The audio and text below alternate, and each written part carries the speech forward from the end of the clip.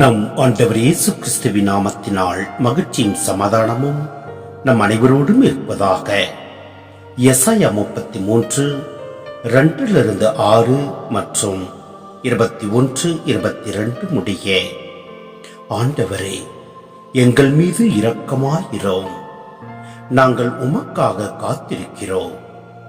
அதிகாலை தோறும் எங்களை காக்கும் கரமாகவும் துன்ப வேளைகளில் எங்களை விடுவிப்பவராகவும் இருப்பீராக.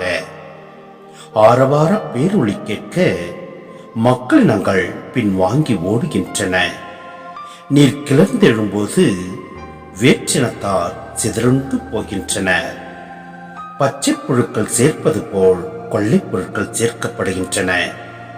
வெட்டி கிளிகள் பாய்வது போல் அவற்றின் மேல் மனிதர் பாய்கின்றன. ஆண்டவர் மாற்றிக்குரியவர், ஏனெனில் அவர் உன்னதத்தில் உரைகின்றார். சீயோனை அவர் நீதியாலும் நேர்மையாலும் நிரப்புகின்றார்.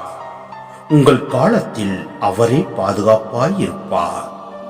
அவர் உங்களுக்கு முழு விடுதலை வழங்கி ஞானத்தையும் அறிவாற்றலையும் நல்குவார். ஆண்டவரை பற்றிய அச்சமே அவர்களது அரும் செல்வம்.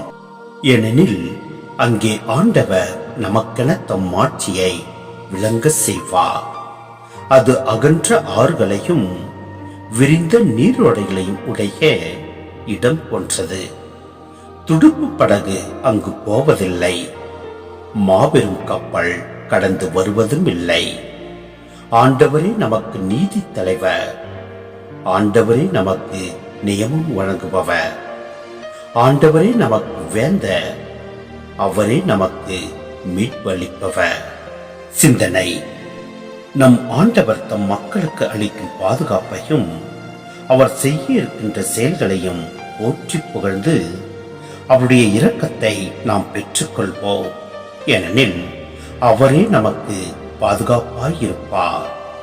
அவர் நமக்கு முழு விடுதலை வழங்கி ஞானத்தையும் அறிவாற்றலையும் நல்குவார். ஆண்டவரை பற்றிய அச்சமே நமக்கு அரும் செல்வத்தை கொடுக்கக்கூடியது. எனவே நம் ஆண்டவர் திட்டமிடுவதை யாராலும் முறியடிக்க முடியாது. எனவே திட்டமிடுபவரும் அவரே, இட்டதை செய்பவரும் அவரே. எனவே நம் ஆண்டவரில் அடைக்கலம் புகுவோம். அவரது திட்டத்தின்படி செயல்படுவோம். எல்லாம் உள்ள இறைவன் நம்மை நிறைவாய் ஆசீர்வதிப்பார். ஆமென்.